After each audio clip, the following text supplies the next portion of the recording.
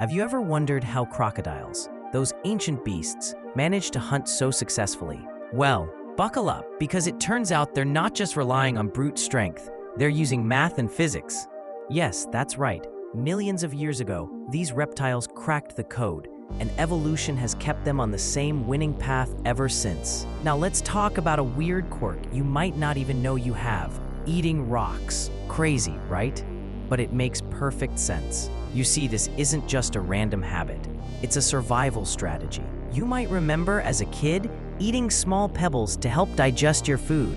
Those rocks acted like extra teeth in your stomach since your baby teeth weren't quite up for the job.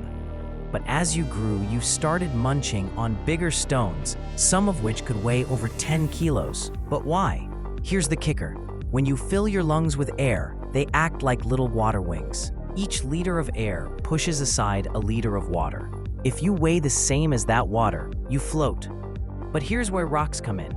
Each kilogram of rock is denser than water, so with rocks in your belly, you can dive deeper, almost doubling your underwater time. Without them, you'd pop back up like a cork after only a few minutes. This isn't just a crocodile trick. Other animals, like ostriches, do it too. They eat stones to help with digestion. Now you might be thinking, how do these rocks come out? Well, it's not pretty. They hang out in your stomach for weeks, sometimes even years, getting smooth and rounded from all that rubbing against food.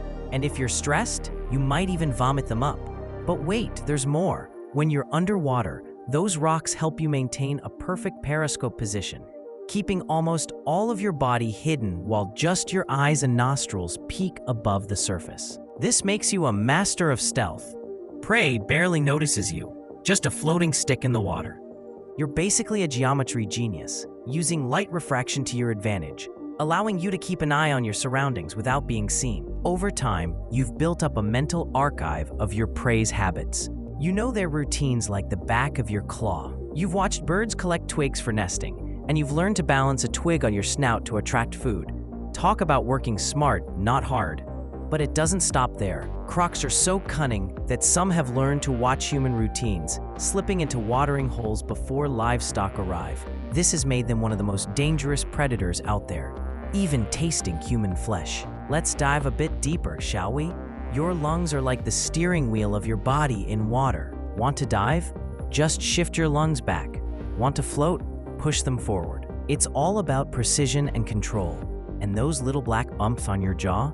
They're like your own radar, detecting even the tiniest ripples in the water. You can sense prey from afar, even in darkness. Now let's say you spot a zebra. You whip your strong tail, propelling yourself at speeds of 20 miles per hour.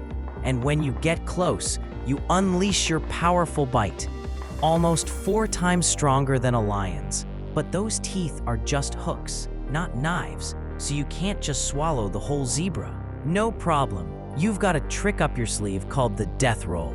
You spin and whirl, generating enough force to tear through muscle and bones. The water turns red, and just like that, you've turned a zebra into a perfectly sized meal. You can digest bones and shells, thanks to a special valve that directs blood flow to where it's needed most.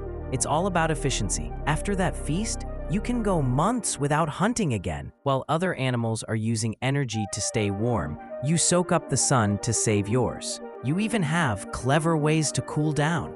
Open your mouth or slide back into the water for a refreshing dip. And guess what? You can even nap with one eye open. Your survival chances are now sky high thanks to your size and extraordinary abilities. Being a croc isn't just about being big and strong. It's about being smart. And that's how crocodiles use math and physics to stay kings of the water.